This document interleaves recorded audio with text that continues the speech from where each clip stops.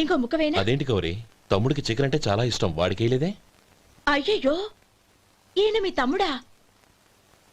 నాకు తెలీదండి.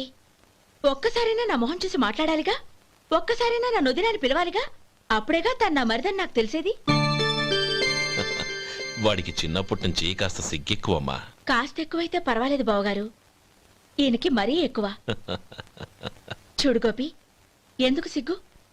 అన్న భార్యని వదినమ్మ అంటారు, అంటే వదిన అమ్మతో సమానమన్నమాట. అమ్మని చూసి ఎవరైనా సిగ్గుపడతారా?